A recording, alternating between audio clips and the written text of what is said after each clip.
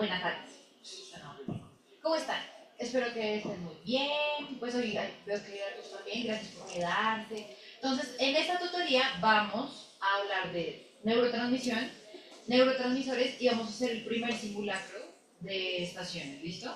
Como son poquitas preguntas, vamos a hacerlo por medio de un foro, pero les sabemos más o menos cómo es la dinámica. En la dinámica real es que ustedes tienen que anotar en una hoja de papel, no les traemos hoja de papel porque no sabemos si va a haber gente. Entonces, no. Pero nada con eso. Luego les vamos a traer hojas de papel en los otros simulacros. ¿Listos? Entonces vamos a empezar con transmisión. Antes de cualquier cosa, ¿alguien tiene alguna pregunta, duda, inquietud, algo que les esté matando, que no los deje dormir? Ya lo hacemos ahora en este instante. Sí, ¿cómo les fue con sus RAEs? Ay, sí.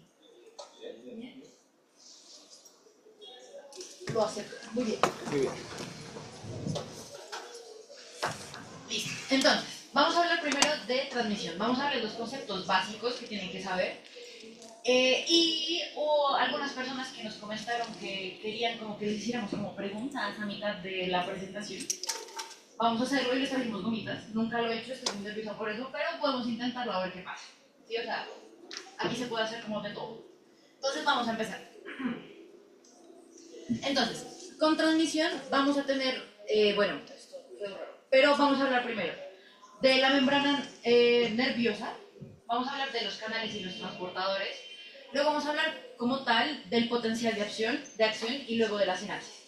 Y después vamos a hablar de los neurotransmisores, ¿listo? Entonces, membranas, canales y transportadores. Aquí van a haber unas definiciones muy específicas que generalmente llegan a preguntar en estaciones, en el BRC, que uno como que las obvia mucho, por ejemplo, que es un antiporte, o sea, todo eso vamos a verlo y va a ser importante que lo tengan presente. Urbes fue el libro en el que me basé toda esta presentación. Es muy bonito, está en inglés, pero si quieren echarle una leída, son solo como, o sea, no son solo, son 3 capítulos, no tan largos, pero es muy bueno y tiene imágenes bonitas si lo quieren usar para sus redes. Entonces, vamos a empezar a hablar. Entonces, primero, tenemos que definir qué es una membrana celular. Ustedes ya saben que es una membrana celular. Tenemos que enfocarnos específicamente en qué es una membrana celular de una célula nerviosa. Entonces, esta va a ser primero, pues, todo lo que todos sabemos, una bicapa fosfolipídica que tiene una parte que es hidrofóbica y una que es hidrofílica. Pero lo que nos va a importar acá es que nosotros vamos a tener una diferencia de carga. En todas las células ustedes saben que tenemos unas diferencias de carga. Sin embargo, en las neuronas esto va a ser esencial porque vamos a tener específicamente unos canales y unos transportadores que van a responder al cambio de carga que va a tener la membrana. ¿Listo? Entonces, no sé si se acuerdan de estas dos ecuaciones, estoy seguro que esto se vio como en primer semestre, que son las ecuaciones de Nernst y de Goldman. Aquí yo se las traigo, no se las tienen que aprender, nadie en la vida les va a preguntar eso, se los juro. Pero es para que recordemos más o menos para que funcione. Entonces, ¿qué sucede? La ecuación de Nernst nos va a permitir calcular el potencial de equilibrio para un solo ion. Y la ecuación de Goldman me va a permitir calcular múltiples cargas. Entonces, básicamente lo que yo voy a hacer es, voy a utilizar una combinación matemática para calcular el montón de cosas que les voy a explicar a continuación. ¿Listo? Fácil. Entonces, vamos a tener unas características importantes que es, digamos, de manera relevante que sepan que es como de qué depende que los iones se muevan de un lado en otro, específicamente en una célula nerviosa. ¿Esto puede aplicar a algunas otras células? Sí, pero las células nerviosas tienen particularidades muy específicas que vamos a ver más adelante. Entonces, lo que me va a... O sea, los iones se van a mover dependiendo de 3 cosas. La primera van a ser las concentraciones de iones que yo tengo dentro y fuera de la célula. La segunda va a ser qué canales yo tengo en las membranas y esto, de qué tipo de permeabilidad van a ser. Y la tercera, las fuerzas electrostáticas de los iones. O sea, si los iones son positivos, negativos, son aniones, etc. Y vamos a tener este concepto que es bastante importante para entender cosas de neurofisiología. Se los voy a dar como rápidamente, que es el equilibrio electroquímico. El equilibrio electroquímico va a ser la diferencia de potencial eléctrico que se va a lograr para que una célula no tenga intercambio de iones, o sea, va a estar quieto. ¿Qué quiero decir con eso? Pásala. Quiero decir esto. Yo sé que ustedes han visto este diagrama antes, pero básicamente esto lo que nos va, o bueno, nos intenta explicar es qué es el equilibrio electroquímico. Es un punto donde yo tengo una concentración X afuera de la célula y otra concentración Y dentro de la célula, y esas concentraciones generan literalmente un equilibrio donde no voy a tener movimiento de iones. Si no tengo movimiento de iones, no va a tener potencial de acción, sino que va a estar en potencial en reposo. O sea, no va a pasar nada. Va a estar sereno, tranquilo, melo. Entonces, vamos a hacer una pregunta por un dulce, si quien quiera responder. Esta es una cosa que en teoría todos debemos saber. Entonces, la pregunta es, ¿cuál es el rango de concentración de electrolitos, tanto de manera intracelular como extracelular? Y ustedes pueden elegir 3 electrolitos que se les ocurren. ¿Alguien tiene idea? ¿Alguien quiere un dulce? O sea, ¿cuánto de sodio hay, por ejemplo? Dentro y fuera. Esa fue una gran pista. Entonces faltan otros dos. Adelante. Y adentro y afuera. Calcio 8.5 a 10.5 afuera. Y potasio 3.5 a 5.5.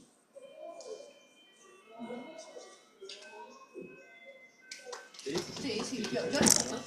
Para el calcio iónico y el total. Bueno, lo votábamos, porque me da como, quería... bueno, pues dáselo, váyate. Qué rico. Me quiero robar una. Ya, ahí está.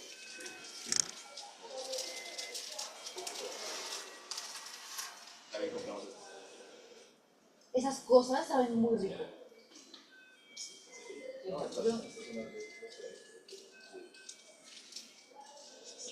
Ahí no. Adelante. Wow, eres muy generoso. Entonces, siguiendo como con la línea que llevábamos, ya sabemos que es una membrana, ya sabemos qué características tiene una membrana nerviosa específicamente. Ahora tenemos que mirar qué canales tenemos, ¿listo? Entonces vamos a tener 4 subtipos de canales iónicos, ¿listo? Vamos a tener el primero, que es este de acá, que van a ser canales que van a ser dependientes de voltaje, que pues dependiendo del voltaje obviamente se van a abrir o se van a cerrar, como el canal sodio-potasio dependiente, o sea, como todos los canales. Vamos a tener los canales que van a estar dependientes del ligando, que van a estar asociados a segundos ventajero, como el AMP cíclico o como neurotransmisores como la acetilcolina, que los vamos a ver más adelante, uno más. Canales termosensibles, esto lo vamos a mirar mucho mejor en la tutoría de cefalea y dolor, pero como una pista, esos son canales que se llaman canales TP, TRP, PRT, sí, y ellos van a responder como a cambios de temperatura. Y son los que responden también como a cambios simulados de temperatura, como cuando alguien come picante, no es que esté caliente el picante, sino que se percibe caliente por estos canales. Y canales mecanosensitivos que vamos a verlos mejor también en trastornos del movimiento cuando veamos como toda la parte de cosas mecánicas. Pero básicamente van a ser canales que se van a activar cuando el músculo se estira, se enlonga o se deforma. Y van a ser usos musculares y otras cosas que luego vamos a ver. Pero es importante que sepan que existen estos 4. Voltaje dependiente, dependiente del ligando, termosensibles y mecanosensitivos. ¿Listos? Entonces, vamos a hablar de 2 tipos de canales que van a ser importantes. Los que vimos anteriormente, como los iónicos per se, y los transportadores activos, ¿listo? Entonces, un transportador activo va a ser literalmente un canal que me va a pasar iones de un lado al otro, donde van a estar en contra de gradiente, ¿listo? O sea, como que van en contra para poder hacer múltiples tipos de cosas. Digamos, como mejorar la concentración de algo, etc.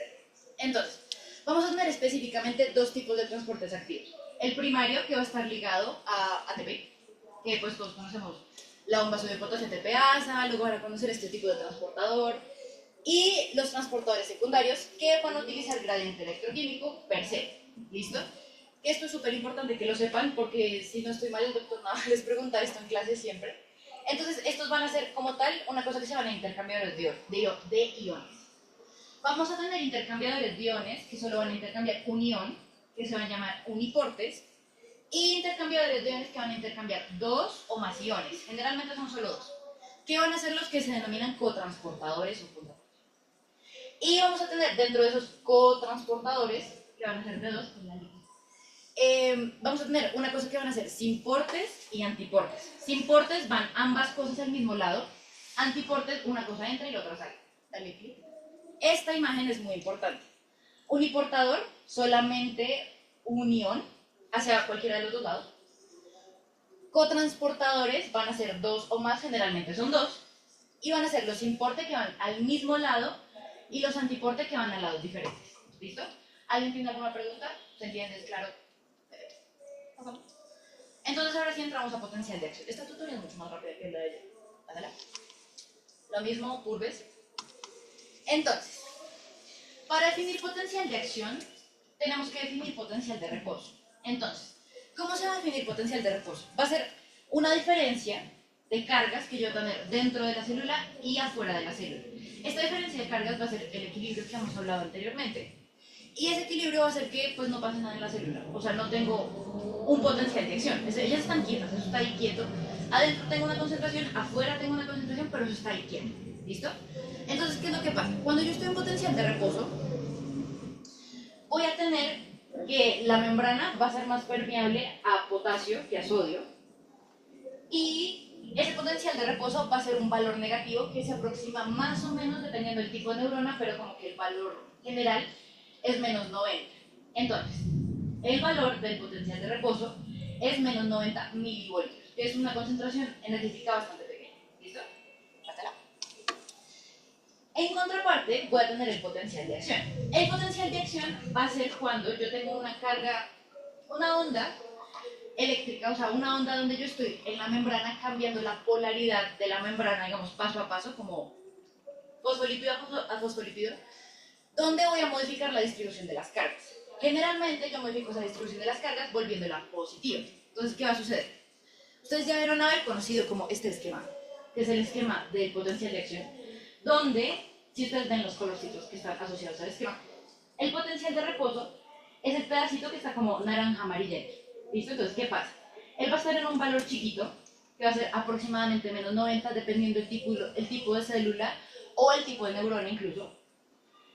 Va a estar aquí abajo. Entonces, ¿qué sucede? En este punto voy a tener los canales de todo cerrado. ¿Por qué? Porque tengo el equilibrio electroquímico que me da como la membrana per se, ¿listo? Entonces tengo tanto los canales de sodio como los de potasio están cerraditos.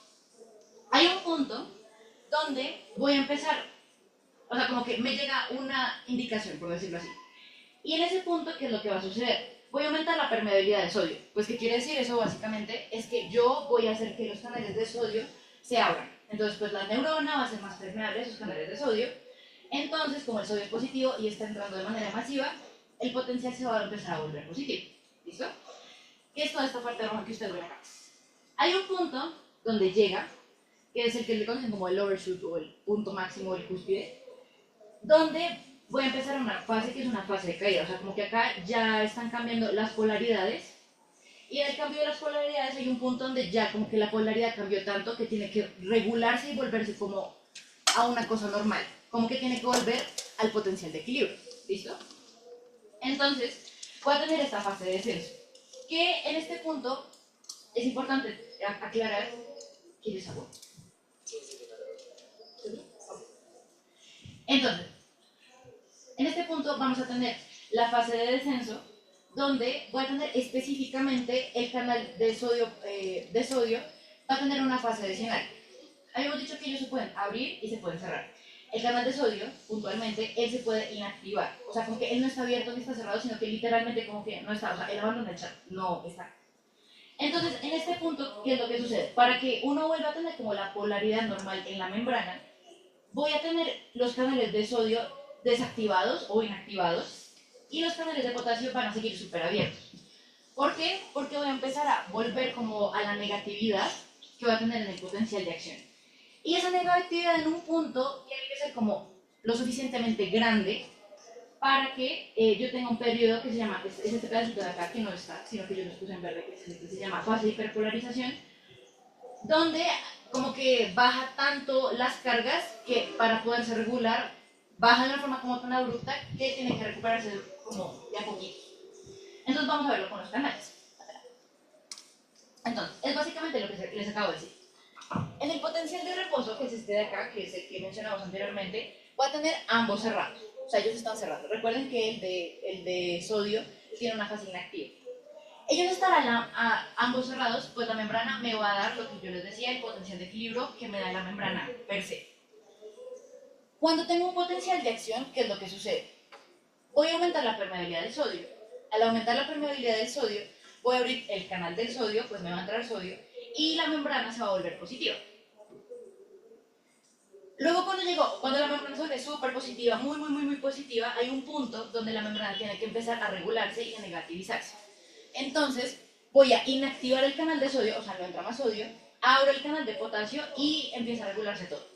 Llega un periodo de hiperpolarización donde tengo inactivado el canal de sodio y el de potasio sigue abierto, y luego vuelvo otra vez al potencial de reposo. ¿Eso tiene sentido? ¿Todos tienen una idea? Listo. Entonces, ya que sabemos cómo funciona específicamente en un punto, o sea, lo que les acabo de mencionar todo, está funcionando específicamente aquí. Entonces, eso tiene que replicarse muchas veces a través del axón. ¿Listo? Que era lo que les decía, que era el camino que lleva a toda la señal. Entonces, una cosa importante con respecto a la propagación del potencial de acción, no sé si recuerdan en la primera tutoría, mencionamos que en el axón, en la mayoría de las fibras axónicas, voy a tener mielina. ¿Se acuerdan de la mielina? Que es un tipo de grasa que específicamente hace que sea mucho más rápido el potencial. Entonces, ¿qué es lo que sucede? Esto verdecito que ustedes ven acá es la mielina. La despolarización va a ir en ese sentido en este diagrama. Y en los puntos donde no hay mielina, como unos pequeños puntos desnudos que van a ser estos de acá, voy a tener esas despolarizaciones que mencionamos ahorita. Entonces, importante como como anatomía celular, estos puntos de aquí se llaman los nodos de Rambier. ¿Listo? Para que no lo olviden. Entonces, ¿qué sucede? Acá hay una descarga en el nodo Rambier. La despolarización pasa tan rápido gracias a la mielina y hace una cosa que se llama el impulso saltatorio o la conducción saltatoria, que es que básicamente en esta parte donde hay mielina no va a tener como el cambio de permeabilidad, sino que el cambio de permeabilidad se va a mantener específicamente en el nodo de Rambier, y eso va a hacer que mi impulso sea como aún más rápido.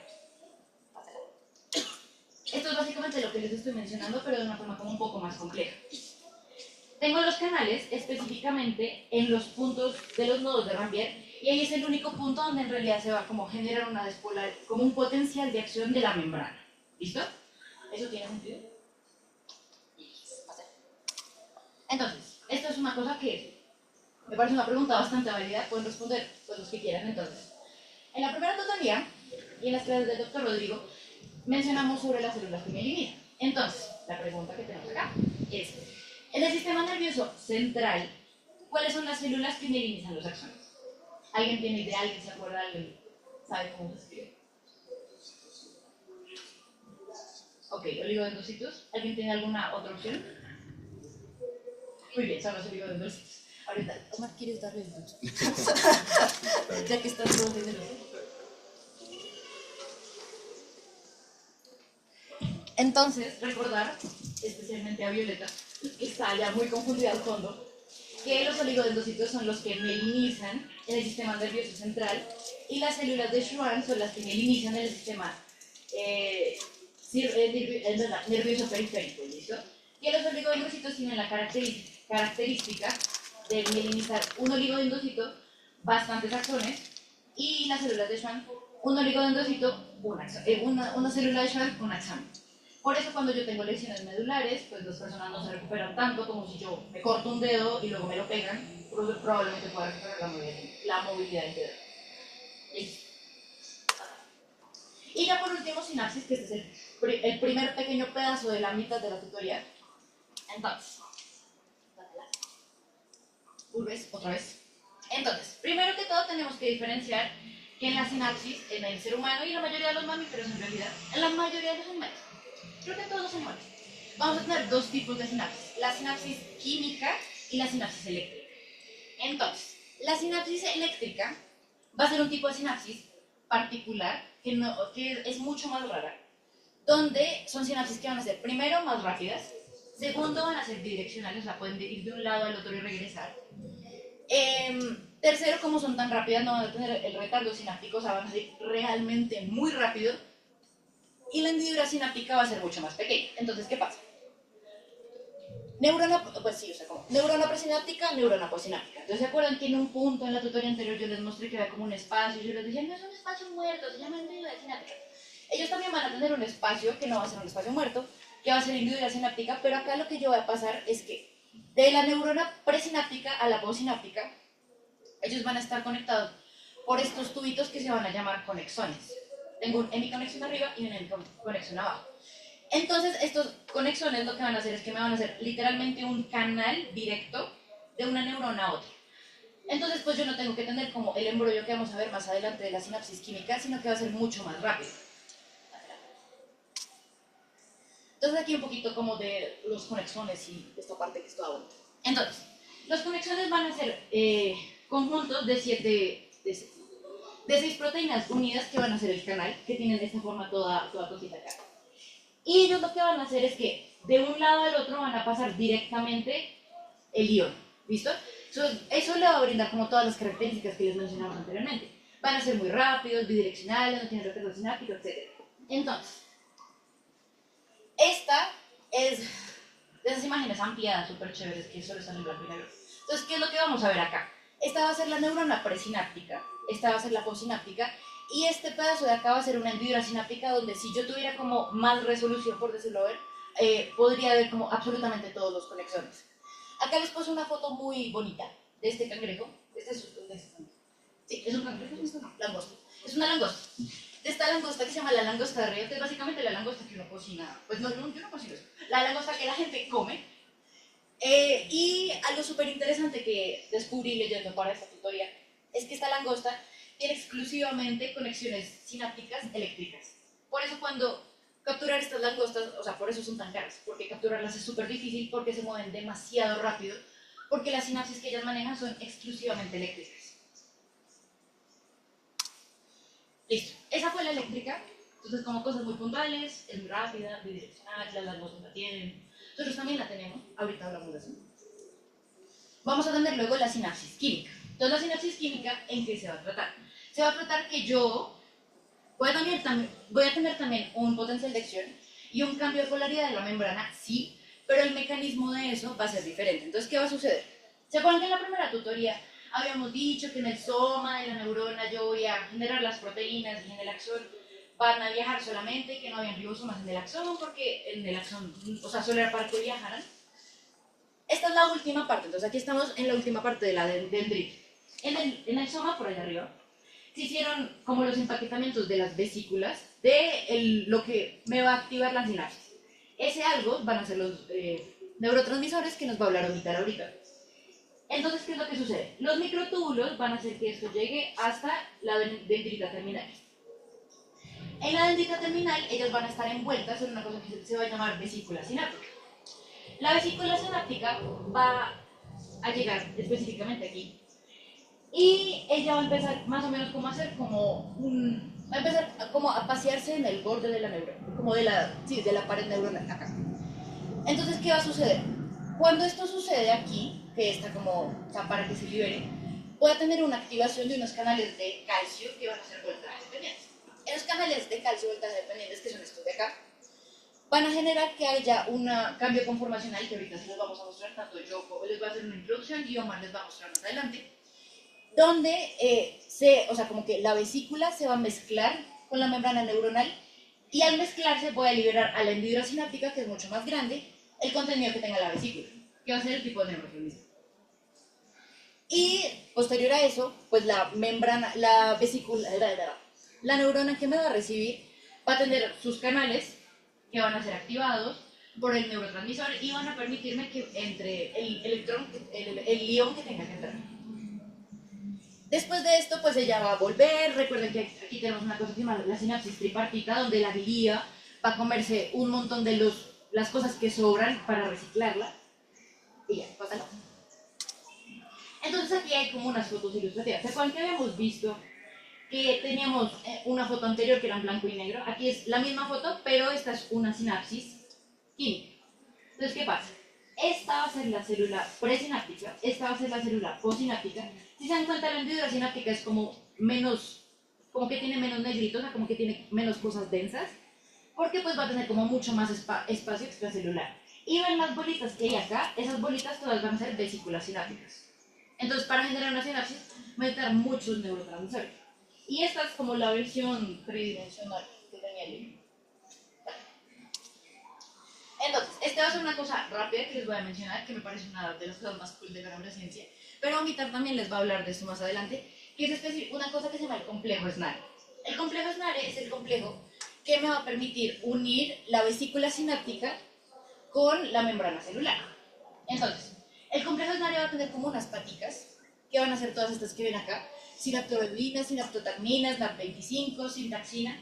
Ellas, o sea, como por su cambio morfológico, van a como empezar a enrollarse en sí mismas y ellas van a ser las generadoras que se pegue la vesícula sináptica con la membrana sináptica. Pásala. Que este es un diagrama como muy ilustrativo y muy bonito, que Omitar les va a explicar un poquito más adelante como a profundidad, pero vamos a verlo como rápido. La sinaptotagmina y la sinatrobremina van a ser específicamente parte de la vesícula sináptica. La sintaxina y la SNAP25 van a ser parte de la membrana, como del pedazo de la dendritis. Y voy a tener el calcio porque el calcio va a ser súper importante en esta historia. Entonces, ¿qué sucede?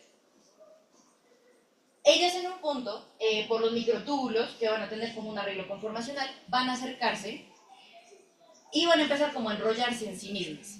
Y cuando se enrollan en sí mismas y ya están como muy cerca, el calcio va a empezar a actuar y va a ser como que, como que va a tener un cambio conformacional de microtúbulos donde va a abrirme y va a ser un espacio para que lo que haya dentro de la vesícula pase a la fibra sináptica. Listo. Entonces, esta es una pregunta. Esta es un poquito más difícil. O sea, como que no es como tan obvia. Pero me gustaría ver que intentaran responder. Entonces, ¿qué células nerviosas realizan una sinapsis eléctrica únicamente y no una química? ¿Alguien tiene alguna idea? Ok, fibras de Purkinje. ¿Alguien tiene otra idea? ¿Dolor? ¿Cómo así dolor?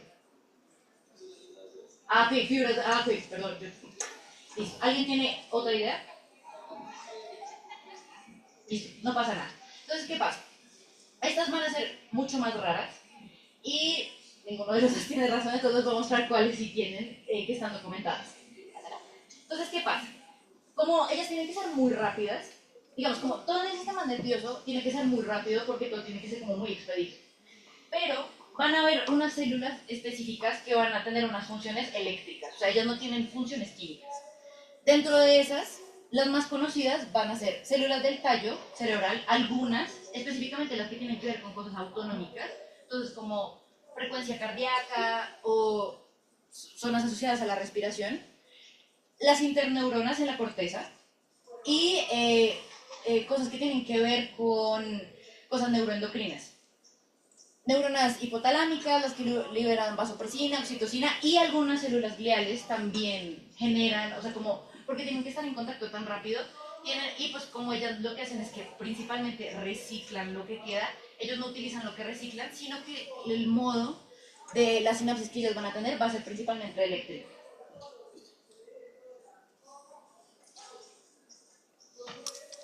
Ahora vamos con neurotransmisores.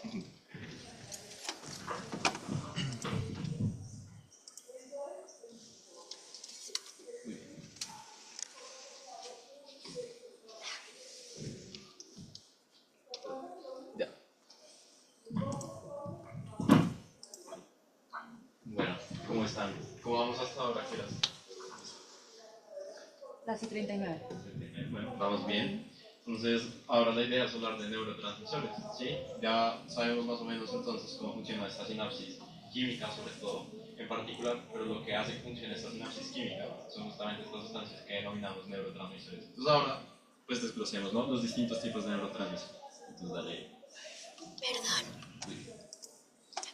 Entonces, pues esto es más o menos lo que vamos a hablar. Vamos a continuar hablando de la sinapsis química, pero vamos a hablar también de los receptores de ciertos neurotransmisores que son muy importantes. Y acá tengo los grupos más importantes. Realmente, esta tutoría o sea, acá vamos a hablar de muchas cosas, pero lo que tiene que quedar claro es qué es excitatorio y qué es inhibitorio. El otro neurotransmisor más importante es la dopamina, pero eso lo vamos a hablar muy fuerte en enfermedad de Parkinson. ¿Ok? Entonces, mientras esto esté claro, yo creo que ya esta tutoría ha sido un éxito. Vale. Entonces, para la bibliografía, este libro de neuroquímica básica es realmente, yo pienso que el mejor. Es un libro un poco extenso, pero es muy descriptivo y les habla bastante bien de cada neurotransmisor, de su metabolismo y de datos ahí como cocteleros únicos para el tema. Como siempre, les recomiendo el Netter, pero en neurociencias, y este libro que sobre todo uno lo ve como en primer semestre porque hablan bastante bien sobre todo los receptores. Listo, entonces, pues, ¿qué es un neurotransmisor? O sea, ¿por qué no lo llamamos de otra forma? ¿Por qué carajos es un neurotransmisor? Entonces, como les venían diciendo, sobre todo en las clases, los neurotransmisores tienen unas características específicas que hacen que se llamen así. Hay otros de otras células, ¿no? Como los gliotransmisores. Pero ¿por qué estos los llamamos neurotransmisores? Y es porque tienen un par de requisitos, sobre todo es que están asociados muy a la neurona. Por un lado, es que sean producidos ahí por las neuronas. Evidentemente tienen componentes que no vienen de ellas, pero sí se producen finalmente en las neuronas. Ese es el primer paso para entenderlo. Además, estos van a tener una capacidad para almacenarse dentro de esas neuronas y también van a tener receptores específicos para ellos, ¿no? Es un poco redundante, pero realmente esto podrían preguntárselos porque esto es lo que hace que se define un neurotransmisor. Adicionalmente, van a tener un mecanismo de remoción, es decir, de quitarlos de ahí, de que dejen de cumplir su función. Entonces, si yo quiero mover mi mano, realmente también, ¿cómo puedo hacer que deje de moverse mi mano? Entonces, la pregunta ahí se divide un poco en dos cosas. Por un lado, en neurotransmisores tal vez que fueran inhibitorios, pero también necesitamos eliminar los excitatorios. Entonces, por eso se requiere un mecanismo que los quite. Hay otra cosa, que son los neuropéptidos. Entonces, ahí es más asociado a las proteínas. Realmente yo les voy a hablar de unos en particular que se asocian a la enfermedad de la migraña. También tenemos las neurohormonas. Entonces, todo esto a lo que va es que el sistema nervioso tiene una capacidad brutal para comunicarse con el cuerpo de distintas formas. Esta también neurohormonal, básicamente son sustancias también producidas por nuestras neuronas, pero son enviadas al torrente sanguíneo, ¿no? Entonces ahí tenemos ese eje hipotálamo, hipófisis, y ahí se divide un montón, en adrenal, etcétera, etcétera. Y también las células de la glía pueden producir sus propios gliotransmisores. Eso realmente es bastante interesante y es como lo más vanguardista en estudio, ¿ok? Entonces, ahora les hablaba de los distintos tipos de sinapsis. Ya teníamos la química, que usaba neurotransmisores, la eléctrica, un flujo iónico y gap junctions. Y yo quería introducirles también esta que pues ahí es un poco debatido realmente la definición de sinapsis, ya que normalmente se habla de sinapsis cuando dos neuronas están conectadas. Pero acá hay como una línea gris. Y es que pasa con las neuronas que se conectan y controlan nuestros músculos, que pues son muy abundantes. ¿Sí? Tenemos un montón de músculos y todos ellos están controlados, casi en su mayoría, pues por el sistema nervioso, ¿de acuerdo? Y eso se le denomina la unión neuromuscular. Hay una monteneurona que controla el músculo y lo hace por medio de la acetilcolina para que también lo tenga en cuenta. Entonces, pues esta es una clasificación muy resumida de los neurotransmisores.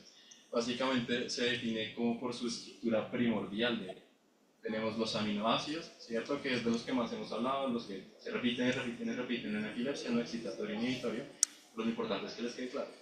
Tenemos también las aminas bioquímicas, entonces, bueno, ahí hablamos un poquito más de otros, adrenalina, norepinefrina, dopamina, dopamina, que lo vamos a hablar muchísimo en Parkinson. Tenemos otras un poco más controladoras, como la melatonina. En su siguiente es medicina del comportamiento, van a hablar un montón de serotonina, pero también de noradrenalina. Entonces, ahí se abre muchísimo el grupo, pero pues realmente hay cientos de sustancias identificadas como neurotransmisores, solo que estas son las más relevantes. Muy bien. Entonces, acá lo que veíamos era el mismo esquema, o muy similar, que nos mostraba Laura. Entonces, yo lo único que le voy a añadir acá es la enzima de degradación. Entonces, nosotros acá estamos ya terminando nuestra acción, ya estamos en la neurona presináptica y postsináptica. Entonces, si ustedes ven, el neurotransmisor viene de la neurona, este se produce en la neurona, pero también es capaz de liberarse en ella y tener un efecto en la neurona postsináptica gracias a que tiene unos receptores específicos. Pero adicionalmente tiene un mecanismo para degradarse, que eso no se les puede olvidar. Ahí sé que estoy siendo redundante, pero eso tiene que quedar muy claro. Tiene un mecanismo de remoción. Y eso va a ser muy importante porque hay ciertos cuadros clínicos que ustedes van a tener que saberlos identificar muy bien, en los cuales estos mecanismos de remoción se ven afectados. Entonces, por ejemplo, el complejo SNP. Entonces, pues Laura les está hablando muy bien, les explico más o menos cómo se fusionaba la vesícula que llevaba el neurotransmisor, ¿cierto? Y se fusionaba en esa membrana y salía del espacio. Acá yo quiero hacer sobre todo un énfasis en la proteína SNAP25. ¿Han escuchado el Botox? ¿Sí? Entonces, el famoso Botox realmente lo que hace es bloquear esta proteína SNAP25. Entonces, esto tiene una utilidad clínica bastante importante porque por un lado el botoxina se utiliza un montón, pues no solamente dermatológicamente, sino incluso en neurología se utiliza para realizar bloqueos en personas con migraña. También es sobre todo de un origen infeccioso, no es una toxina botulínica. Entonces, eso tienen que tenerlo ahí en cuenta. Entonces, de los receptores, muy bien. Ahorita estamos hablando de que había unos ciporte, antiporte, pero si ustedes vieron, yo dije receptores, no dije transportadores, no dije canales. Entonces, ¿cómo así? Porque a todos les llaman algo parecido. Pero algo muy interesante que pasa con los receptores de los neurotransmisores es que adicionalmente esos receptores, es decir, que reconozcan el neurotransmisor, suelen ser canales en sí mismos, porque de esa forma es que desencadenan el efecto. No es el neurotransmisor, es el receptor, literalmente. Y lo hace gracias a que también son canales. Entonces, ¿cómo funcionan estos receptores? Hay unos ionotrópicos que simplemente se une el neurotransmisor ahí y se abre el canal. Pero hay otros que únicamente son receptores y generan una cascada de señalización intracelular que finalmente abre o afecta a un canal, los cuales son los metabotrópicos, que están acoplados a proteínas genes. Entonces, ya hablando de un poco más de los neurotransmisores, entonces lo importante, lo que les decía, que queda claro, los excitatorios y inhibitorios, aunque sé que ya lo tienen bastante repasado. Entonces, de estos aminoácidos tenemos el glutamato y el aspartato, y son sobre todo excitatorios. Pero recuerden que esto sí quiero que pues, lo tengan ahí pensando, porque evidentemente hasta ahora lo estamos hablando de una forma un poco general, pero es el receptor, no tanto el neurotransmisor. El glutamato también tiene un montón de receptores metabotróficos, es decir, esos acoplados a proteínas G que pueden tener es un efecto inhibitorio, solo que porcentualmente termina siendo excitatorio. Y inhibitoriamente tenemos el GABA, el sistema nervioso central, y la glicina. Esta es una pregunta interesante. La glicina funciona sobre todo en la médula espinal, ¿ok? Por si llegan a preguntar eso, es muy relevante. Glicina en la médula espinal, ¿ok? Entonces, ahorita estaban repasando todo el tema de los iones. ¿Realmente qué hacen que sea excitatorio? Pues que afecte esas concentraciones iónicas. Entonces, en general, un neurotransmisor tiene un efecto excitatorio cuando entra sodio, ya que es su principal cation, pero extracelular, ¿cierto? Y se hiperpolariza cuando entra cloro, ¿ok? Recuerden igualmente que la neurona, en general la célula, son muy negativas por los aniones orgánicos que ellas poseen, ¿sí? Y la salida de potasio, que tiene una concentración mayor en estas células, tiene un efecto, porque tiene un efecto tan negativo, si al final es positivo. Eso es algo dicotómico. ¿Alguien sabe por qué? O sea, si yo saco potasio en una célula que es negativo, así que es negativice más. Pero realmente, ¿por qué? ¿Sí? O sea, ustedes, por ejemplo, veían la gráfica. ¿Ok? La gráfica entraba un montón de sodio. Pero la forma en que la neurona o la célula en general que tiene este tipo de, pues, de potencial de acción, la forma de regularse, no es tanto parar la entrada de sodio, sino es que salga el potasio. ¿Por qué? Entonces, vuelve el potencial negativo, pero gracias a que si bien el potasio es, digamos, muy minúsculo extracelularmente, es más mayúsculo intracelularmente, ¿de acuerdo? Por eso es muy relevante. Igual la célula casi siempre termina teniendo una carga general negativa porque es pues lo que les decía, los aniones orgánicos, el DNA, bueno, las proteínas tienen una carga generalmente negativa. Pero eso es relevante porque si yo toco algo como el potasio, pues tiene un efecto muchísimo mayor que incluso el sodio, a pesar de que sea extracelular. ¿Okay? Entonces, pues nada, empecemos. El glutamato. Entonces, el glutamato, ya saben, el principal excitatorio, y tiene estos receptores ionotrópicos. Tiene el AMPA, el kainato, y yo quiero sobre todo detenerme en el NMDA. El NMDA es bastante interesante, porque si bien es ionotrópico, va a tener una propiedad regulatoria importante, y es que él requiere de glutamato, pero también de un neurotransmisor, que de hecho es la glicina, que coincidencialmente era inhibitoria, pero en la médula espinal, para poder abrirse.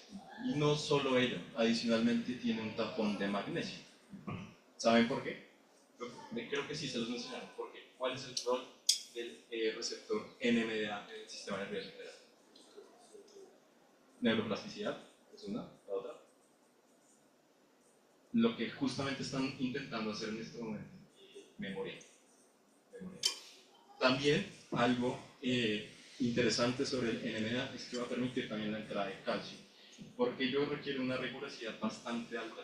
Cuando yo meto calcio en la célula, pasan ciertas cosas, ¿cierto? Que la idea es que también cuáles son, acá me una bonita. Pero, la pregunta es, ¿por qué yo tengo que ser tan riguroso con la entrada de calcio a una célula? Porque tengo que ser muy cuidadoso. ¿Sí? ¿Y tú qué haces?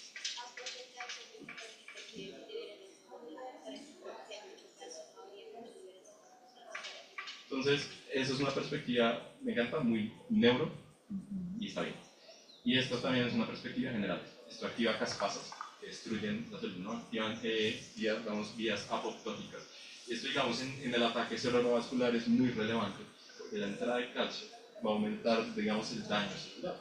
Entonces, pues del glutamato, lo que tienen que saber es eso, es que es excitatorio, tiene por ahí unos receptores metadotróficos que le pueden dar un efecto inhibitorio, pero en general es excitatorio. Listo. ¿Gracias a qué? A que entra el sodio. Esto es relevante entenderlo porque el viernes vamos a hablar de epilepsia y vamos a hablar de los principales anticonvulsivantes. Y ellos van a, de hecho, tocar justamente todas estas vías. Lo otro relevante que tienen que saber del glutamato es que su mecanismo de remoción y también más o menos de síntesis no está regulado tanto propiamente por la neurona, sino por el astrocito. De ahí la importancia de, digamos, en la regulación de todas estas señales. Yo más o menos les intenté hacer como este esquema, pues para que no fuera como este así típico de química un poco más aburrido. Pero pues, ¿cómo viene el glutamato? Tenemos glucosa, más glutamina, de ahí que sea el grupo de los aminoácidos, y gracias a esta enzima se convierte en glutamato. ¿Sí? Pero esto, en cambio, sí está ocurriendo en la neurona. Lo que ocurre en el astrocito es de hecho su destrucción, y por eso el astrocito es muy importante para regular el glutamato, ya que si hay un montón de un neurotransmisor excitatorio puede pasar lo que estaban hablando sus compañeros.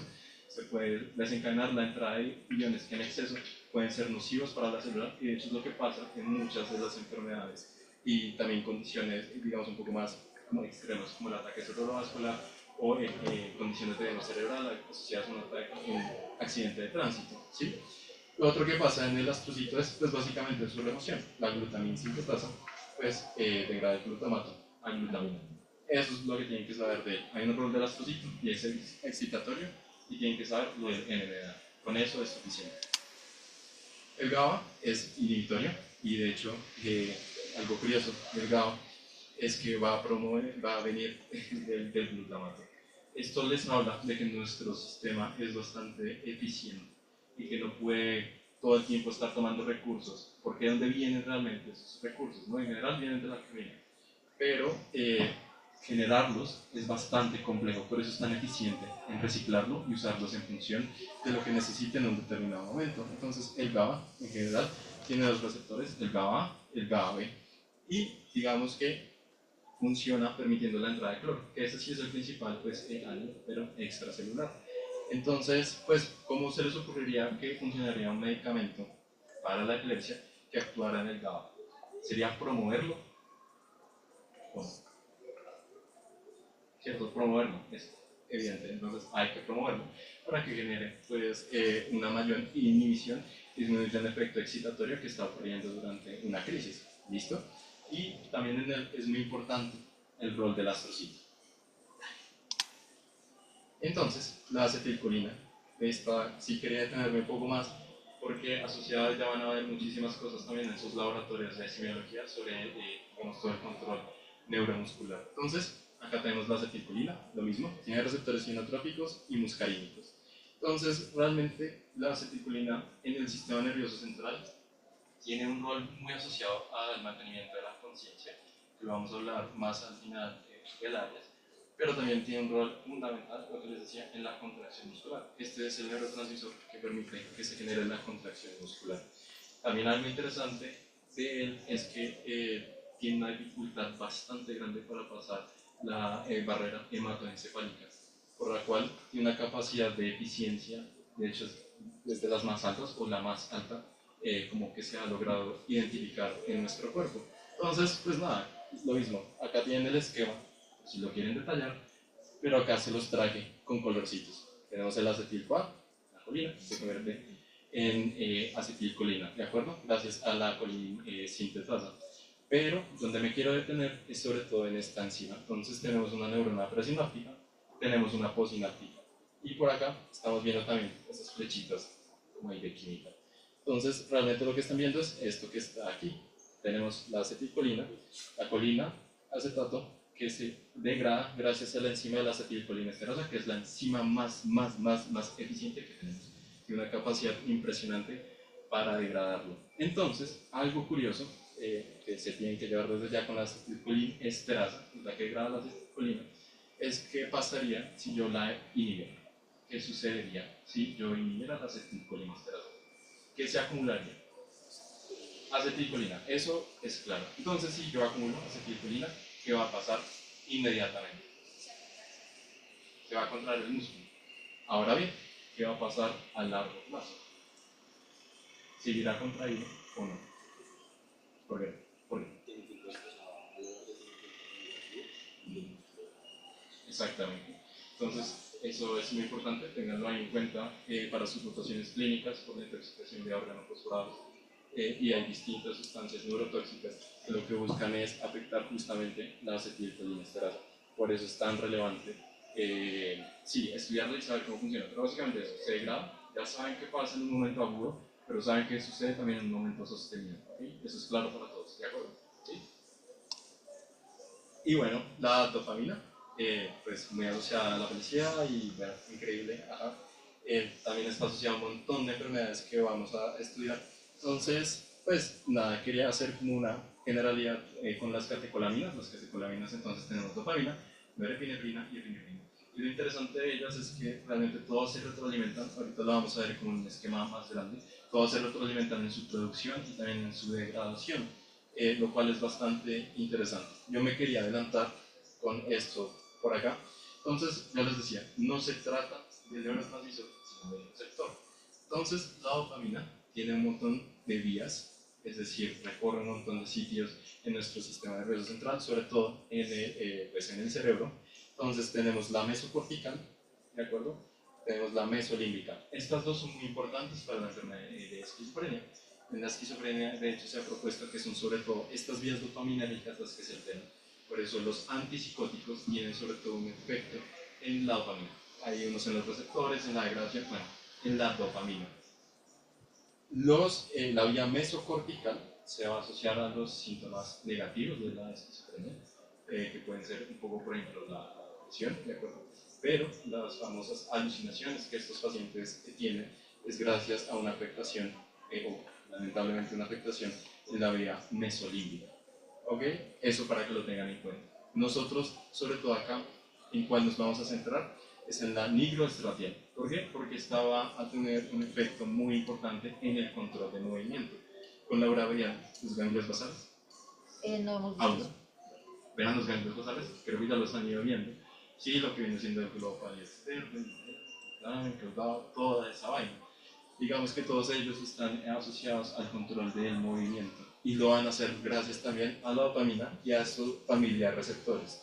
Entonces hay una familia excitatoria de la dopamina, que son los D1, y tenemos una familia inhibitoria, que son los D2. Probablemente han leído que hay receptores D1, pero también hay D3, D4 y D5. Y eso es porque eso es de una familia. Entonces la familia D1 se compone del receptor D1, que tiene su homónimo, y el D5. Los receptores D2, que son los inhibitorios, tienen el resto, D2, D3, D4, ¿ok? Pero no se preocupen, los vamos a profundizar bastante bien.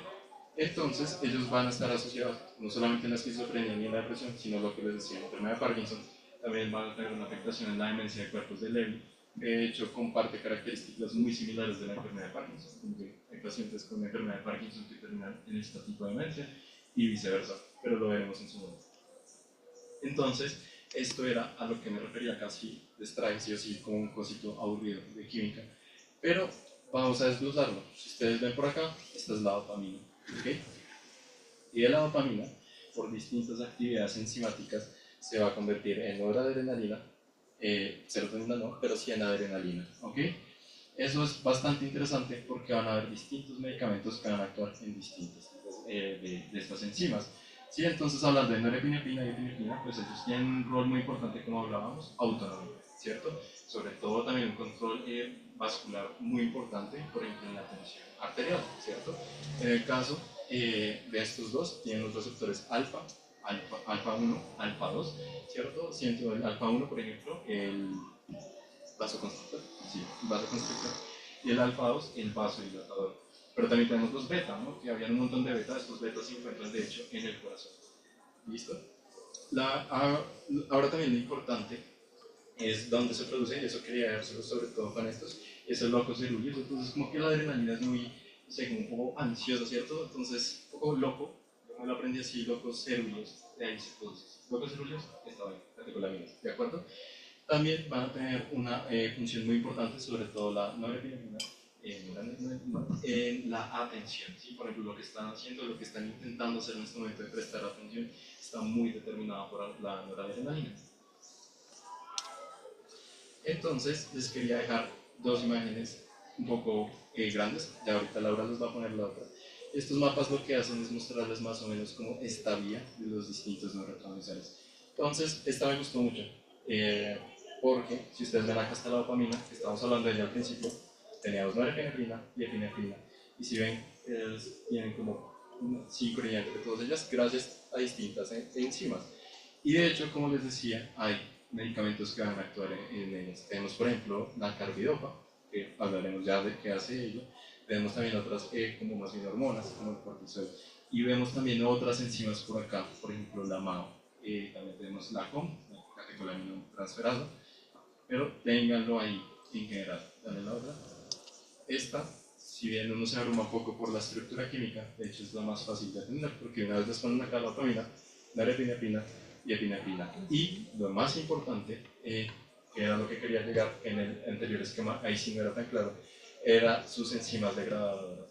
Porque estas son unas enzimas las cuales vamos a afectar en la enfermedad de Parkinson para tratamiento de estos pacientes. En la enfermedad de Parkinson hay una disminución de la dopamina, ¿cierto? Específicamente de las neuronas de la vía nigroestriatal, ¿cierto? De los ganglios basales. Entonces, pues, muy inteligentemente, al principio, salieron unos medicamentos que decían, oiga, si yo lo que tengo es una escasez de dopamina, lo que puedo hacer es inhibir el mecanismo que hace que se degrade la dopamina, ¿no? Entonces de ahí la COM y el MAO, por eso la importancia de estas dos. ¿Listo? Okay. Y la serotonina, ¿nos quedó el ánimo? Sí, 2 segundos. Bueno, la serotonina es en general un neurotransmisor muy asociado también a la felicidad, es uno de los que se intenta, digamos, como maniobrar con él en distintos medicamentos antidepresivos, en enfermedades efectivamente como la depresión, pero también un poco a veces en ciertos trastornos de la atención. Entonces, la serotonina viene del triptófano. Entonces, ahorita estamos teniendo esa conversación de que había varios alimentos que tenían triptófano. Lo interesante de esto es cuando ustedes comen, en general, pues cada quien come lo suyo, pero uno se siente feliz. Se siente feliz porque tiene este precursor del láser, que es el triptófano. Eso no se les puede olvidar. Y algo muy interesante, efectivamente, son su sistema de recaptación, el SRT. Ahorita lo estaban hablando en un inglés muy interesante. Pero, básicamente, por ejemplo, acá va a suceder, o sea, veámoslo desde ese punto como farmacológico. Si digamos en enfermedades como la depresión, yo lo que tengo es una disminución de la serotonina, ¿ustedes qué harían ahí? Pues evidentemente ya hablamos de los niveles del SRT, pero ¿qué se propondrían en ese esquema? ¿No? Tenemos el triptófano, que se convierte en la serotonina, acá tenemos un mecanismo de degradación, acá sale la serotonina, también tenemos los receptores de serotonina, ¿ok? Y ese mismo mecanismo de coger esa serotonina y volverla a guardar. Entonces, ¿ustedes qué afectarían en un paciente con depresión, si ustedes fueran ese químico farmacéutico? Ese es uno. La MAO. Ajá. La MAO. Bien. Será importante, tal vez, o sea, sí. Aumentar los receptores es algo ambicioso, pero supremamente válido, pero sí, análogos. Entonces, es difícil, digamos, yo decirle a la célula, aumenta los receptores, es algo un poco complicado, pero lo que puedo hacer es simular y creerme que soy una serotonina. Un análogo de los receptores de serotonina. Ese también va a ser un mecanismo pues, eficiente, ¿no? Ya que si no tengo serotonina, pues ¿de dónde la voy a sacar? Entonces, pues soy también un análogo. Igualmente, los medicamentos que tienen neuroevidencia son los inhibidores de la recaptación de serotonina. Estos son los que tienen mejores evidencias, lo van a ver, la sertralina, todos estos medicamentos son bastante efectivos. Y esto se los quería dejar, esto para el MRC, por favor, por favor. El síndrome serotoninérgico. ¿Qué pasa cuando aumenta un montón la serotonina? Entonces, esto me parece interesante porque yo sé que acá están viendo varios, como sintomatología y varios signos. Están viendo que disfunción autonómica, están viendo por acá hiperreflexia, coma, y eso es interesante, lo digo porque uno pues, la tiene muy asociada la serotonina con la felicidad, pero si ustedes están viendo, tiene otros efectos. Entonces también va a tener unos efectos autonómicos en general, también unos neuromusculares muy importantes y también del mantenimiento del estado de conciencia. De ahí que tenga sentido que en distintas condiciones que aumenten un montón la serotonina, tengamos un síndrome serotoninérgico y no solamente sea como un estado de felicidad, sino tengamos un montón de cosas. ¿En qué consiste este síndrome serotoninérgico? Entonces, la disfunción autonómica, recuerden, era este sistema que nosotros no controlábamos, ¿no? Es un sistema automático, un sistema autónomo que regula la frecuencia cardíaca, la frecuencia respiratoria, nuestro tono vascular. Es de hecho este el que se va a afectar. Lo más importante para diferenciar, por ejemplo, una crisis serotoninérgica versus de otro tipo de intoxicaciones es sobre todo la midriasis, la dilatación de la pupila. Esto es, guárdenlo por favor, yo sé lo que se los digo. Entonces, en este caso va a haber taquicardia, diaforesis, pero va a haber sobre todo también midriasis. Esta es la forma en la cual ustedes lo van a poder, digamos, enfocar. Igual después vamos a, mi idea es que lo dividamos en distintos síndromes parecidos, pero sí tienen señales de la parte de la midriasis. Pero también neuromuscularmente va a tener afectaciones como la hiperreflexia, el mioclonus, que hace parte del grupo de movimientos anormales, y también una alteración del estado de conciencia que puede llevar incluso hasta el coma. Entonces, esta es la típica imagen del New England. Ustedes buscan síndrome serotoninérgico, lo primero que les sale es el artículo del New England. Y el New England, yo pienso que realmente pues, esa gente sabe hacer muy buenas gráficas. Y acá ven todo lo que les está diciendo. Por un lado, la parte autonómica, entonces por eso acá el tensiómetro. Están viendo también la parte muscular, pero también están viendo la parte de las pupilas, ¿sí? Esto es importante diferenciarlo, aunque evidentemente tiene unas diferencias sutiles, pero por ejemplo la intoxicación por opiáceos. Evidentemente los opiáceos sobre todo cursan con una disfunción respiratoria, ¿no? Pero se los digo porque este paciente en un determinado momento, si se puede llegar a morir, es porque el corazón, por ejemplo, se va a detener, ¿no? Solo que en una etapa va a ser taquicárdico, pero después va a ser bradicárdico. Por eso se los digo, el tema de la midriasis. Es repetido 10 veces, esperando de verdad se les quede. Listo, entonces pues ya vamos terminando. Tenemos la melatonina, yo creo que actualmente nuestra generación de las que más falta, la gente no duerme. Entonces la melatonina es producida en una glándula, que es la glándula pineal, ¿no? Nosotros tenemos esa en la hipófisis que producía oxitocina, ¿cierto? La hormona de crecimiento, la antidiurética, todo eso. Pero nosotros, de hecho, un poco más atrás o posterior, tenemos una glándula, que de hecho la ven acá calcificada. Esto de hecho es una sede, pero hablaremos de eso después. Y lo ven acá calcificada. Esto es de hecho la glándula pineal, que controla, pues, sobre todo, más que el sueño, los ciclos circadianos. Y con circadiano me refiero a cuándo es de día y cuándo es de noche. ¿Okay? Acá como relevancia, pues, si tienen alteraciones del sueño, hay mucha gente que consume melatonina y realmente no funciona. Lo que más funciona la melatonina es sobre todo en el jet lag. ¿Por qué? Por el ciclo circadiano. Realmente ya no te dice cuándo dormir o cuándo no, sino lo que está es sobre todo sensando gracias al nervio óptico, se está liberando es, ok, es de día y es de noche. Y eso evidentemente tiene un efecto en el sueño, no digo que no, sí lo tiene, solo que su mecanismo es distinto a que uno quede dormido, ¿sí? Por ejemplo, también los antihistamínicos, hay unos que les hablan a ustedes, unos que son centrales, otros que no, y se los especifican en los medicamentos, sobre todo para la gripa. Es porque ellos sí tienen un efecto en la alteración del estado de conciencia, la melatonina no tanto. ¿Ok? Y una perla clínica, el tumor más común de la glándula pineal, de hecho es el pinealoma. ¿Ok? Listo. Y finalmente, tenemos la sustancia P. Este es un neuropéptido. Yo sé que hay una clase enfocada en los neuropéptidos, pero sí quería dejarles este muy claro, más que de la parte, digamos, metabólica, donde se produce la sustancia P y también el gen relacionado de la calcitonina, son los que se han involucrado en el espectro de la migraña, ¿sí? La migraña realmente pues no se ha sabido al final qué es, o sea, al día de hoy no sabemos qué es, no sabemos. Evidentemente es una cefalea, es decir, un dolor de cabeza, pero realmente ¿qué es? ¿Es un trastorno vascular? ¿Es un trastorno, no lo sé, neuroendocrino? No lo sabemos, pero estas sustancias nos han dado una pista, sobre todo en la parte vascular, y es que los pacientes con migraña suelen liberar este neuropéptido un montón, y esto les genera ese fuerte dolor de cabeza. La migraña sí tiene, si bien sería arriesgado, y me funarían a mí por decir que es completamente vascular, sí tiene un componente vascular muy importante, que es el que hace que les duela un montón la cabeza, en este específico, o sea, como migraña general. Y ahí el que tiene un rol importantísimo es la sustancia P. ¿Qué genera la sustancia P? De hecho, genera una salida de potasio de las células endoteliales, lo que hace que se genere una vasodilatación, ¿sí? Y por eso a las personas les duele la cabeza. Y eso es todo. Listos. Entonces, ya que terminamos la tutoría, ¿quieren tomarse un descanso de 5 minutos para empezar el simulacro? ¿O quieren hacerlo ahora? ¿Quieren un descanso? Yo quiero un descanso. Tomamos un descanso chiquito. Oh, sí. Va, bueno, ¿tienen dudas? Así estamos. Igual si tienen dudas y les da pena decirnos como aquí enfrente de todos, porque pues muchos sí, nos pueden escribir, no pasa nada. Entonces si quieren tomemos un descanso de 5 minutos, como que estiren las piernas mientras les vamos poniendo la presentación y ya les explicamos la dinámica, ¿listo? Espérate, ¿sabes qué nos faltó de esto ahora? Ah, perdón.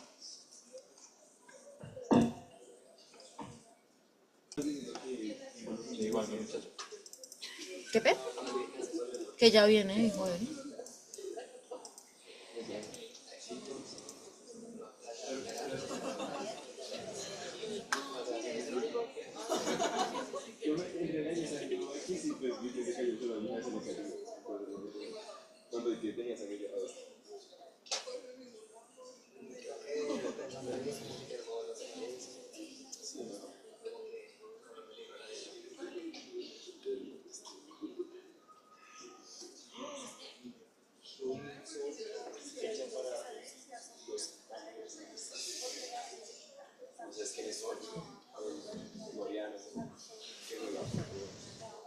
Ok, entonces, vamos a empezar el simulacro. Hoy va a ser como muy tranquilo, o sea, no lo vamos a hacer con una hoja. O sea, ya las próximas veces les vamos a traer la hoja, vamos a separar los puestos de por medio y pues vamos a hacerlo así como re riguroso, me voy a poner re serio. Entonces, ¿qué es lo que vamos a hacer? Les acabo de mandar un link de un form, tienen que llenarlo con los datos que ustedes, su nombre, su cédula, el tipo de documento que tienen. Y nosotros les vamos a presentar en la pantalla la pregunta. La pregunta va a durar proyectada, yo se las voy a leer, va a durar proyectada 2 minutos y después de los 2 minutos pasamos a la siguiente pregunta, ¿listo? La idea es que la respondan de una vez, la pueden dejar en blanco y responderla luego, pero no vamos a regresar a ver la pregunta, entonces pues se les va a olvidar. Hay preguntas que van a tener 2 como subsecciones, entonces pueden poner A y B, o sea como la primera y la segunda, ¿listo? Estábamos hablando con Omar hace un rato que pues nos gustaría como premiar a los que pues vengan siempre, claramente. Y a los que les vaya pues bien, como que pues... Entonces, a las personas, tanto que estén aquí como en el cielo, por allá arriba, que tengan los mejores puntajes en todas, o sea, tienen que venir a todos los simulacros. Estamos considerando en darles un premio, no sabemos qué es, o sea, iba a ser como sorpresa, no sé qué va a ser. Entonces, como que estábamos intentando planear eso, pero no sé si sea un punto en los exámenes, pero eso es muy poco variable. O sea, eso puedo pensar que no, o sea, eso no puede, no sé si pueda pasar, podemos intentar. Entonces, estamos viendo cuál es como el super premio sorpresa, que yo tampoco sé cuál va a ser, ¿listo? Entonces, vamos a empezar. Entonces recuerden, tenemos preguntas que tienen 2 subsecciones, al final vamos a hacer obviamente una retroalimentación. Y pues si luego responden el formato y se salieron del tiempo, pues no va a valer porque pues van a... ¿Listos? Hoy va a ser como muy tranquilo y muy chill. De la próxima semana nosotros les vamos a traer las copias de las hojas y ustedes tienen que traer un esfero negro, tiene que ser negro, y nosotros recogemos las hojas para luego, no los vamos a juzgar, pero vamos a recogerlas para hacer como la dinámica. ¿Listo? Que se sienta como open. Listo, acabado. Entonces, Omar. entonces pongo yo 2 minutos.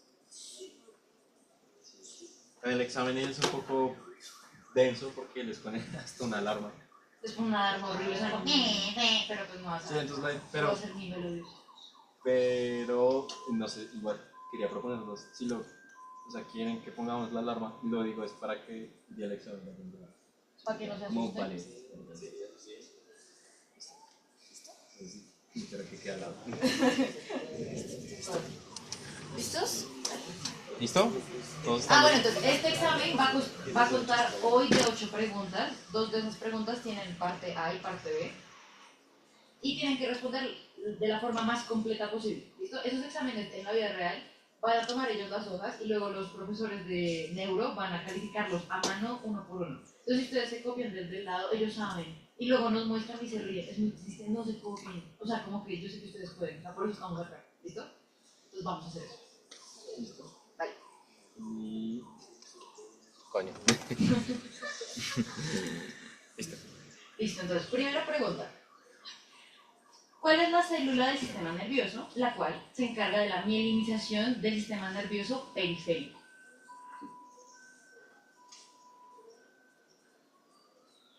No copien, Alejandra.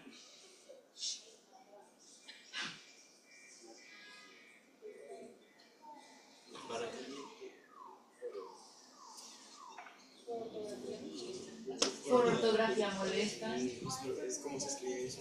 No, si no, en el examen no te van a decir. Sí, pero estamos en el examen. No, no. Es por eso. Como salieron, no soy ya.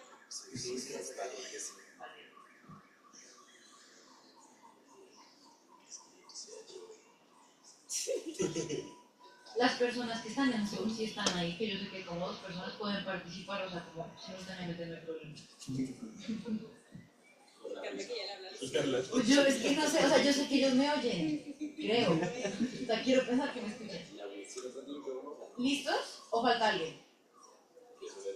¿Listos? Ok, listos. Vamos a pasarla. Listo. Pregunta 2. Hay 2 neuronas, una marcada con A y una marcada con B. ¿Cuál de las dos es presináptica?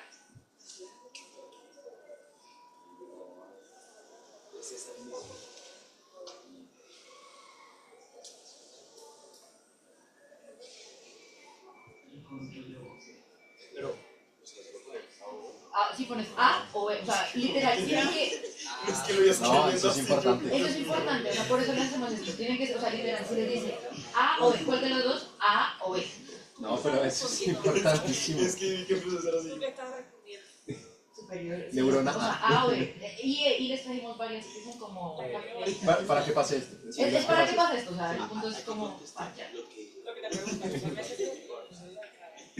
Y, bueno, yo no les leo las preguntas, es como que ellos están ahí pasando. Entonces, uno como que lee mal, pero pues yo se las estoy leyendo porque... ¿Listo? La que no tiene bolita. Listo, dale.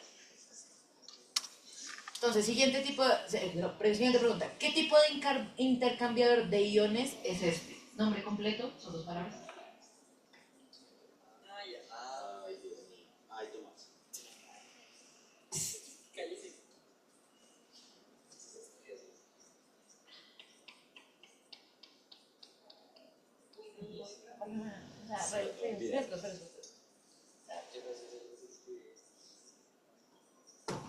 Bueno, les vamos a hacer una pregunta al final de un tema que no hemos visto en tutoría, pero lo vieron en una clase y pues lo queremos tomar hoy. Vale. ¿Listos?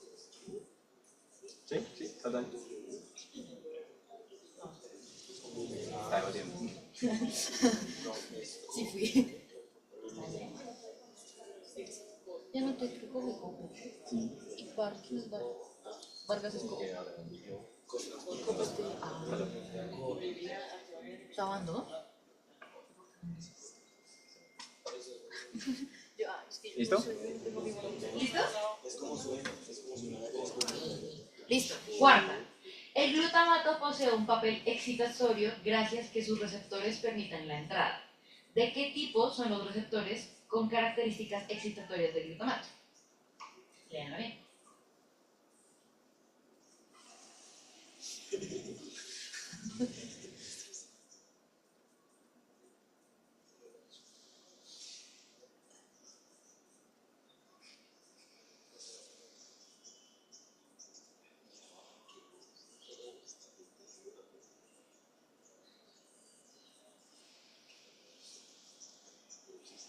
qué hace por ejemplo en el examen de estación si yo tengo las respuestas me parece de al lado? No, es que en teoría todas tienen que ser las mismas, pero es que hay gente que tacha, o sea, literal el examen es una copia, Pero no es tacha y cuando tacha. se o sea, equivocan, Ah, porque ambos la ponen. ambas las ponemos Igual, mal, igual. entonces es muy Y eso chistoso pasa ver esos mucho. exámenes. pero lo raro, no mal chistoso, pero Pues, o sea, digamos, depende del Bueno, mood depende de del la nivel. persona, porque si se dan cuenta que es copia y Ah, tienen los como una mandan. evidencia, Los mandan a que sea una cosa disciplinaria.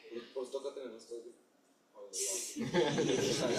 No, más fácil no hagan copia, o sea, es más sencillo, o sea, como que uno por lo menos se siente honrado. Perdí, pero no copié. Pero no copia, o sea, esa sensación es más satisfactoria. Sí, no sé. Lo juro. Repito el semestre, pero no copié. ¿No copié? Sí, No no, me invento total. lo que me digo, voy a dejar de cantar. ¿Listos? Sí, está blanco todito. Vale, es que sabes que 40 segundos.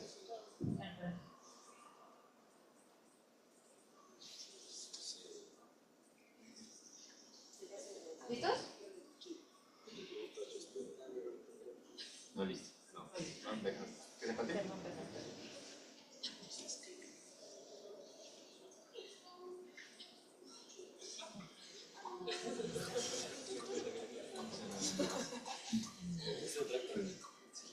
No, ¿en serio? La música.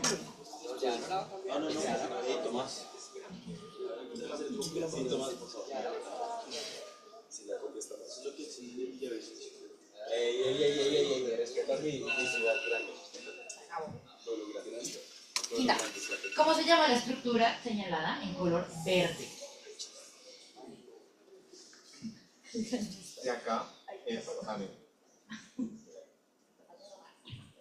De acá es importante, no solamente la estructura, o sea, tiene que estar muy bien especificada cuál es. ¿Es un qué? O sea, está en la qué? derecha, está en la ¿Es izquierda. derecho, izquierdo? Lo estoy viendo así, lo estoy viendo así. Por eso, ¿Pero de dónde? la estructura, porque tengo ¿De dos. dónde? ¿Cuál es? Ah. ¿Sí me entiendes? O sea, como que yo puedo decir, es esta, O sea, este una punto, pista, yo tengo pues, dos brazos. Dos Me dicen, brazos. es un brazo, sí, pero ¿es el brazo derecho o es el brazo izquierdo? Estoy viendo de este lado o de este lado. Eso lo tienen que especificar en el examen. O si no les Siempre, ponen la medio lateralidad. punto. La lateralidad. Lateralidad.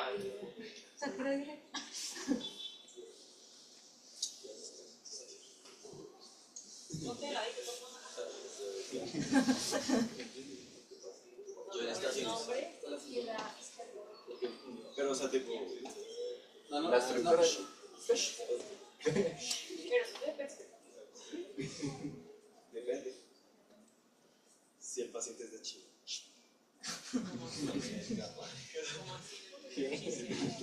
No, olvídate. No. Demasiado mal. La sangre. Oshi Shangore. Por conmigo. ¿Qué dime esto?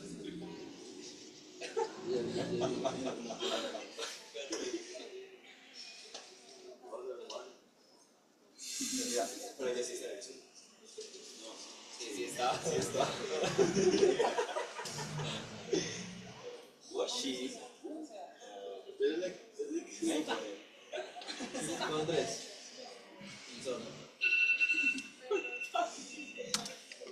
Listo. Sexta. Ay, por eso. ¿Cuál es la enzima de la imagen? Y si se inhibiera la enzima señalada, ¿cuáles serían los efectos a largo plazo para el músculo? Esa es la pregunta que tiene A y B. ¿Listo?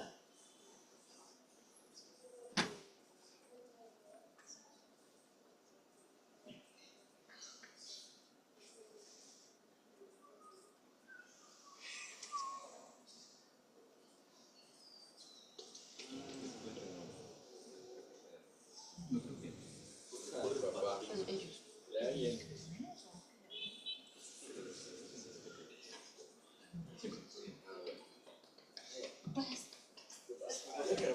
O sea, no es para estar sobre esto, sino algo como una.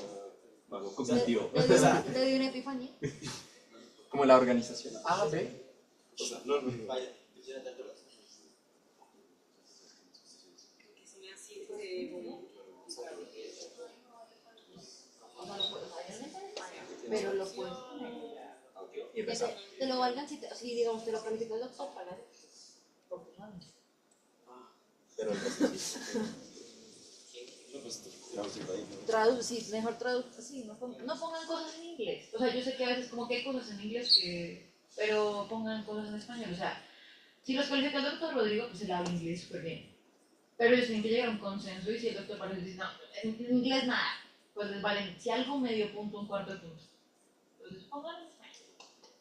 Es más maya y todo eso. no voy a decir nada. Esa cara. El doctor Velázquez. Estamos grabando. Eres muy amable. Ay, sí. Terminemos la grabación. Y ya hablamos. Eres muy Tomás Rivera, ¿qué estás diciendo? Tomás. Salió la Ariana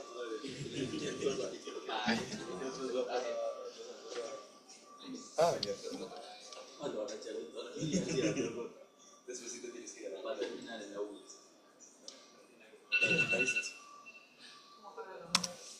Entonces, ¿cómo se llama la estructura señalada Es la primera que con el punto azul? Recuerden la lateralidad.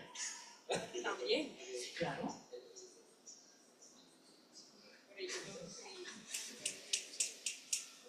Recuerden que no todas las estructuras tienen lateralidad. O sea, como salvedad. Pero esa tendría, o sea, si tú lo miras bien, tendría. Podrías decir que tal, de tal. Esa es la actitud. Si lo puedes especificar, vale. Esa es la O sea, actitud. como que yo te lo compro, si me lo justificas bien. Sí. Esa es la actitud. Pero se los locales. Y recuerden Ahí que... está así. No, pues no. Claro, porque está en la cola. Mira, echa para allá, así. Mira para allá. Y está al frente acá, y está atrás acá, y te cortan acá, saliendo como para allá, ¿no? Sí. Muy bien, Alejandro. Aprendiste a imaginar. ¡Ay, el punto azul! Exacto. ¿Cuánto tiempo me queda? Esas son. O sea, puedes mencionar, o sea, como la pregunta es abierta, puedes mencionar la estructura y si quieres especificar la zona, estaría bacano. Eso es bueno, ¿no? Eso también les puede jugar a favor, ¿no? Si lo especifican es como que retiro medio punto más. Pasa. ¿Qué pasa? No copien. Mal. Se fue igual que la otra. ¿Cuál es el próximo estudio? ¿Los Andes? Sí.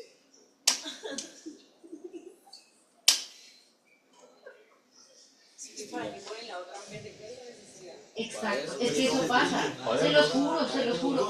Yo estaba en el examen el semestre pasado y todos leímos mal porque pues aún no estamos ansiosos. Y todos pusimos la estructura en verde. Y luego la doctora Marina faltaban 10 segundos, fue como, es la estructura con el estrella. Y uno, no.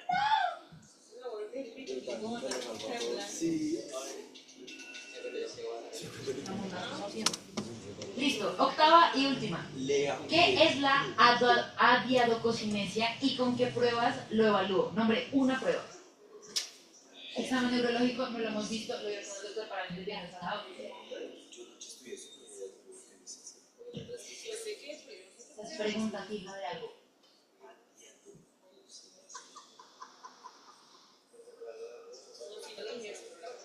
Esa no es genial, llegó a su chorito.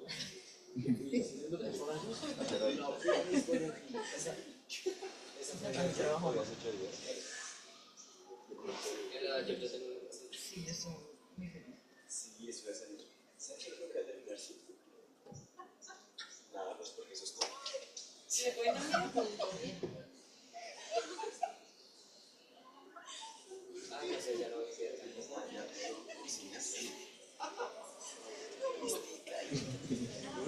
Es diferente de la diadococinesia. El opuesto de la diadococinesia. No. No. ¿Y qué le digan a eso? Pero como se supone que lo describo. O sea, ¿Qué es? O sea, es como que yo te diga, describe qué es el reflejo panelar. Entonces tú me describes como es cuando yo estimulo acá y que hace eso. Sí, o sea, amplíame. O sea, pueden ser frases cortas.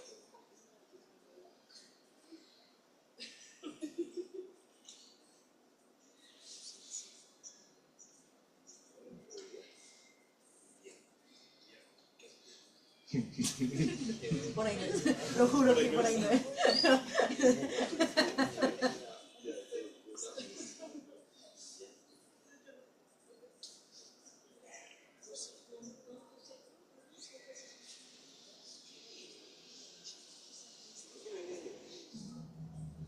Porque tengo un lote aquí que ¿Cuál no pierdes más?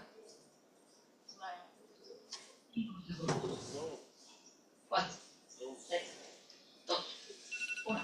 Listo, mándenlo ya, o si no, no se va. Mándenlo, mándenlo.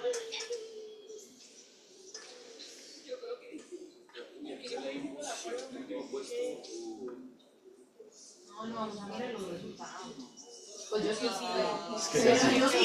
Ay, me da reír, no mentira. Listos, listos, ¿todos lo mandaron?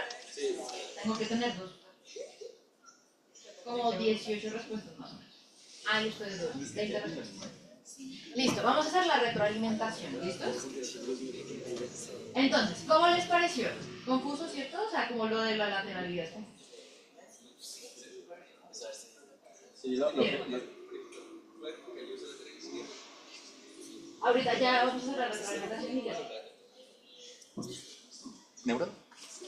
Entonces, la primera, que pues hoy ya hicimos la pregunta pues, entonces. ¿Cuál es la célula del sistema nervioso la cual se encarga de la mielinización del sistema nervioso periférico? Es la célula D. ¡Eso! Sí, muy bien. ¿Cómo se escribe? SCH. SCHWA. Es doble N. Es NN. Pero digamos ahí si uno pone con una N que la otra. Sí, porque pues... Sí, tampoco, No, tampoco. no. No, es una nena. Yo escribí. Hágale eso. Entonces, pues, ¿cuál era presináptica? ¿Y por qué? ¿Por qué? ¿Por qué? Fue la Era la décima. vesícula. Muy bien. Mentira, no me puso que era la que no tenía. Listo. ¿Qué tipo de intercambiador de iones es este? Los transportadores. ¿O antiporte? Es sin porte porque va al mismo lado. Cotransportador sin porte. Sincrónico. No. Sincrónico lo mismo que sí. Solo que en latín. Bueno, esto estaba Eso es de Omar, yo no sé. ¿Qué pusieron ahí? Y otro. Ah, para que vean. Están en esa vaina. Pero sí, Bien. Listo. A ver, ¿cómo se llama esta estructura? Entonces, primero, ¿es un giro o es un surco? Es un giro porque es el gordito, ¿cierto? ¿De qué lado estamos? Lo estamos viendo aquí, izquierdo. Entonces, ¿cómo es la respuesta correcta? Giro central del hemisferio. O así, o sea, yo le doy 2 puntos. Listo, perfecto, súper. Bueno, entonces, ¿cuál es esa enzima? ¿Y a largo plazo qué sucedió?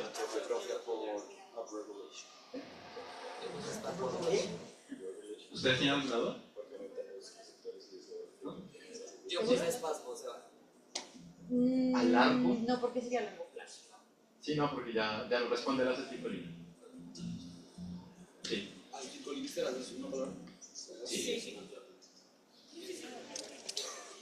Entonces, ¿cómo se llama la estructura del punto azul? Entonces, listo, importante. Hay estructuras en el cerebro que tienen lateralidad. El cuerpo calloso solo es un cuerpo calloso. Lo corté por la mitad, pero es uno, porque él une de un lado al otro.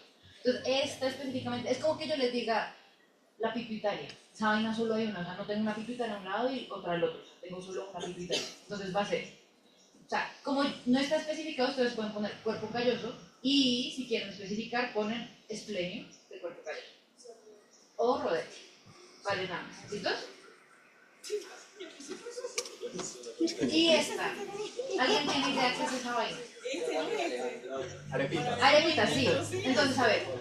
Primero, la diadococinesia es la, o sea, es cuando yo evalúo coordinación, yo evalúo diadococinesia, la capacidad de hacer movimientos rápidos, alternantes y coordinados. Cuando tengo adiadococinesia, yo no puedo hacer movimientos rápidos, alternantes y coordinados. O sea, no puedo. Entonces, ausencia. Entonces, ¿qué pasa? Yo le evalúo con dos cosas principalmente. Ya que estamos en semiología neurológica, le evalúo con pronación y supinación de la mano, alias arepita, por favor, pronación y supinación de la mano, o prueba talón-rodilla. Esta prueba es de para evaluar diadococinesia. Si me sale mal, tengo A diadococinesia. ¿Listos? O dis diadococinesia si tengo más o menos ahí como medio chimbo. Pero sí, o sea, arepitas es porque usted paciente, bueno, hágase ahí una supinación y una pronunciación. Y uno le dice, haga arepitas. Y él, bueno, sí, sí. Entonces, por eso se los digo, pero no lo pongan en el No examen. pongan arepitas. O sea, no. Pongan pronación y supinación de miembro superior. O de palmas. ¿Listos? ¿Alguna pregunta? ¿Alguien quedó insatisfecho? Sí, así es la prueba. Esas son las dos pruebas. Pronación o supinación de miembro superior y prueba rodilla-talón en miembro inferior. ¿Listos? Ah, mira, si hay gente viendo. ¡Wow! Dos personas. ¡Ay, qué! Wow. ¡Uy! ¡Ay, ella sí sabía! Muy bien. Él sí sabía. Te debo una gomita, Giovanni. Ah, mira, Caldeshwan. Ah, mira, así sí. No. Puedes que ¿Con con dos. una sola N? Puede ser con dos N's. Y la W. O sea, es como la doble antes de la... Sí, así, mira. Sí. Pero con N, o sea, con las dos N. ¿Listos? La pregunta y la prueba de nariz también sirve. Pues no, porque Es la más prueba dismetría. sería de dismetría. Porque, o sea, tú aquí no estás haciendo movimientos rápidos y alternantes. Sí, o sea, estás intentando, sí es coordinación, pero literal la de cocina es rápidos y alternantes y coordinados. ¿Listos? ¿Súper?